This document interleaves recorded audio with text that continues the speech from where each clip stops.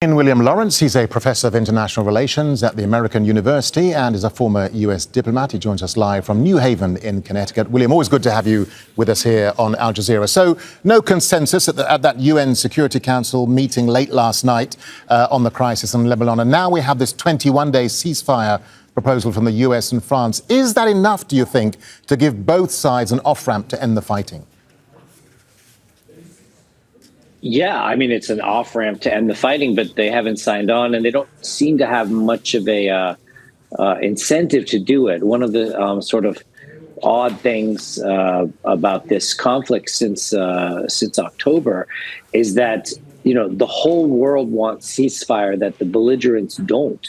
And it's increasingly clear that Israel operates almost entirely without consulting the U.S. government or getting green lights from the U.S. government, even though the U.S. retroactively green lights just about everything Israel does. On the other side, you know, when you ask them what they want, they say a ceasefire on our terms, permanent ceasefires, that sort of thing. But they never talk about peace treaties. They never talk about peace processes. They never talk about comprehensive settlements, which is what this international group is calling for. So there's a huge disconnect between the international community, including the United States, and the parties, which seem to either want to win militarily or get what they want that they're fighting for through the negotiation, which means winning through the negotiation on the same terms, and they're not going to get it. So that disconnects a problem. Yeah. So you talk about the belligerents not wanting to give an inch. So an example of that, Hezbollah leader Hassan Nasrallah has promised that Hezbollah's operations will continue until Israel stops the war on Gaza. Both conflicts, William, are intertwined. So what concessions then will both sides need to make? Except that they're not fully intertwined, right? Lebanon's fighting on its own terms for its own reasons. Israel's not connecting the two conflicts. The U.S. isn't connecting the two conflicts. I mean, really what connects them is the resistance, which is really a conception of one side. But, you know, what is it going to take at this point?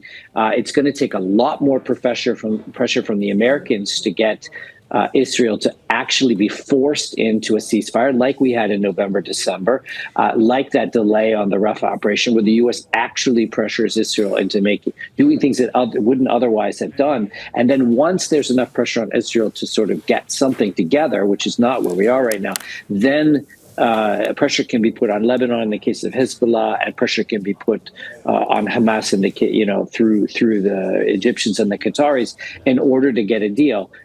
Knowing that, you know, Hamas has already agreed to two deals, and then sort of the rug was pulled out from under them.